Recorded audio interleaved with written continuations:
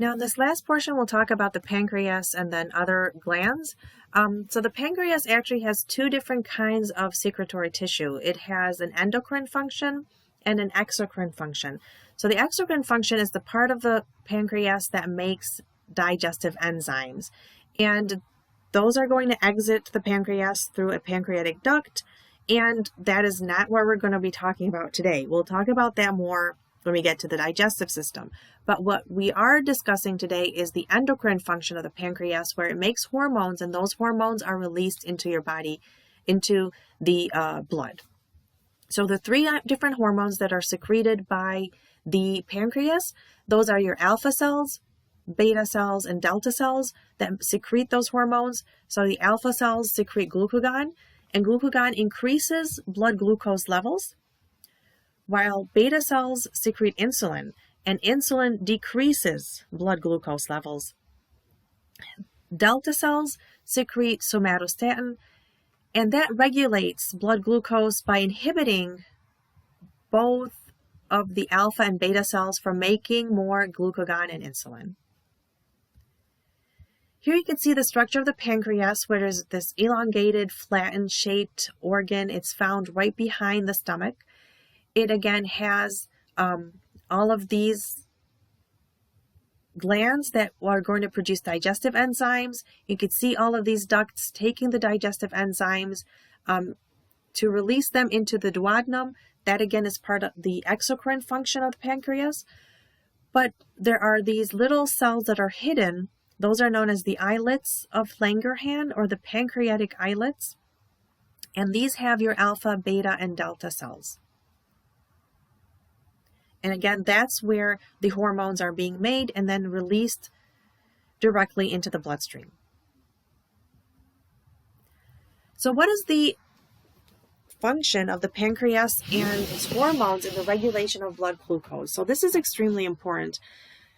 What happens if the blood glucose levels go up? So after a meal, when, after the absorption of the food products, and the patient or the person goes through a process of hyperglycemia. Hyperglycemia is going to stimulate the beta cells of the pancreas to produce insulin. Now, insulin will be released into the bloodstream, and then insulin is going to stimulate the cells to take in glucose. So it promotes the motion of glucose from the bloodstream to the inside of the cell. It also stimulates the storage of glucose. So all of that extra glucose is going to be stored as glycogen, whether in the liver or in the skeletal muscles. And because of that, these two actions, the blood glucose levels now return back to normal, and that would inhibit the pancreas from making more insulin. Now, what happens in between meals? So let's say overnight, when we're not eating for, say, 10 or 12 hours, we go through hypoglycemia. Okay, hypoglycemia, that will be picked up by the receptors in the pancreas, leading to the production and the secretion of glucagon. The alpha cells make the glucagon. Glucagon is released into the bloodstream. And now what it does, it reverses the action of insulin. So all of that glycogen that was stored in the liver and in the skeletal muscle, that would be broken down in a process known as glycogenolysis, and releasing all of that glucose into the bloodstream. And it also stimulates the liver cells to convert anything that it can find, whether it's amino acids or fatty acids, into glucose, and that process is known as gluconeogenesis. Because of those two actions, now the glucose levels in the blood go back up, and that will further inhibit the alpha cells from making more glucagon. So since we talked about glucose, we have to talk about diabetes, which is a metabolic disease. It's a very common one, and its results either due to the lack of insulin, okay, or insulin is there, but the receptors are not responding to it. Okay, so the inability of the cells to recognize insulin resulting in insulin, what is known as insulin resistance, and in both cases, that patient would have hyperglycemia. These elevated levels of blood glucose can lead to damage of the eyes, heart, kidneys, and the nerves. So type 1 diabetes, that's also known as juvenile or insulin dependent, and it's considered an autoimmune disease where there is the antibodies that destroy the beta cells of the pancreas. This is usually diagnosed before the age of 20. Again, there's destruction of the beta cells, so there is no insulin being secreted. That is why these individuals are insulin dependent, and they will take insulin. Insulin is made through a technology known as recombinant DNA technology. There are trials of pancreatic cell transplants, but that's still kind of like in a trial period. Type 2 diabetes, that is also known as the maturity onset or adult onset diabetes. It's non-insulin dependent, so these individuals do have insulin. What is happening is that the target cells are now resistant to it. The receptors are no longer responding to insulin. So these are your non-insulin dependent. They are also known as insulin resistant diabetes. So insulin is produced, but the body cells cannot recognize it. This is a milder type, and treatment, you can start off with regular exercise and low carb, high protein diet. If that doesn't work, then you would want to give the patient oral hypoglycemics. Now for the other endocrine glands, there's a small tiny gland in the brain known as the pineal gland. It secretes melatonin. Melatonin is the sleep hormone. It puts us to sleep. It regulates our circadian rhythms. So towards the end of the day, usually towards our bedtime, melatonin levels go up, and that kind of lowers our concentration, kind of winds us down, and makes us go to sleep. So your circadian rhythm, if you've traveled to a different time zone, you experience jet lag, and it's because of the melatonin being secreted at the exact same time, no matter which time zone you're in.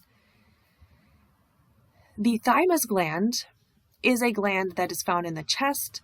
It's very active in infancy. It secretes a hormone known as thymosin. Thymosin develops the T lymphocytes, which is one of the kinds of white blood cells, and it has a very important function in immunity. Like I said, it's extremely important during infancy and during childhood. The gland tends to shrink as we age, so usually by maybe 50 or 60s, the gland is actually totally replaced with fatty tissue. The reproductive organs, the ovaries produce estrogen and progesterone, so those are also considered endocrine glands. The testis produces testosterone. The placenta produces hormones like estrogen, progesterone, and it also produces gonadotropin. Other organs that have the ability to produce hormones, they're not considered endocrine glands, but they have cells that can produce hormones. For example, the digestive glands, the heart produces a couple of hormones, and the kidney as well. And this concludes, it doesn't, okay. For stress and its effects, well, stress is really a homeostatic mechanism where it is a protective response against stressors. And stressors can either be a psychological stress in the form of danger or personal loss, or it could be a physical stress in the form of extremes of temperature or changes in oxygen levels or infections. Okay, these stressors can either be from the internal, so inside of the body, like changes in oxygen levels, or they can be from the outside of the body, the external environment. So, for example, again, extremes of temperature, being exposed to extremes of temperature. The stress effect on the body can even happen even if there's not a real threat, but if there is a potentially life-threatening condition or something that is we think is threatening, but it really isn't. Since your body doesn't know that, your body is going to respond to it. So your response to stress starts with the hypothalamus. It controls our response to stress. And that response is known as the general adaptation or the general stress syndrome. And there are two different kinds depending on whether the stress is an acute stress or chronic stress. So in acute stresses, that was going to switch on your sympathetic nervous system, your fight or flight response, where the hypothalamus stimulates the adrenal medulla to produce epinephrine and norepinephrine. So now you're under sympathetic control.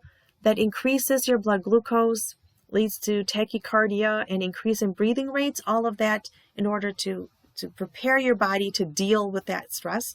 It will dilate the air passages to increase the intake of oxygen. It'll shunt the blood to your skeletal muscles, so dilate the blood vessels to the skeletal muscles and constrict the blood vessels that are going to what are considered at that point the less important, like the digestive system. For chronic stress, okay, that occurs in long-term stress. Now would be due to the increase of hormones like cortisol. And again, cortisol will increase glucose levels in the blood in order to keep the brain fueled. And that eventually, if that remains for a long period of time, again, chronic stress can lead to diabetes because of the high cortisol levels. Other hormones that come out in chronic stress are ADH and renin. Both of these cause water retention, and that is why chronic stress can also lead to hypertension. Now, for the lifespan changes that can occur to the endocrine system, well, the endocrine glands tend to decrease in size. So remember we said that the thymosin gland the thymus gland can actually shrink and be totally replaced with fatty tissue. So that means that thymosin levels are low, leading to the decreased ability to stimulate your T lymphocytes, and that leads to the increased risk of infections in seniors. Growth hormone levels go down, and that leads to muscular and skeletal strength decrease. ADH levels actually increase, and that is because the liver, usually ADH is metabolized and eliminated by the liver and by the kidneys. By age, we lose that ability, and that's why ADH levels tend to increase, and that again leads, on the long run, can lead to hypertension. Levels of calcitonin and PTH levels change, and both of those changes are going to increase the risk of osteoporosis, especially in females. As we age, we can develop insulin resistance that can lead to type 2 diabetes, as we mentioned. And then change in melatonin secretion can affect the circadian rhythm. So you'll find that, as we age, our circadian rhythms or our sleeping patterns tend to change, and that's due to the changes in melatonin secretion. Now this is where this chapter ends.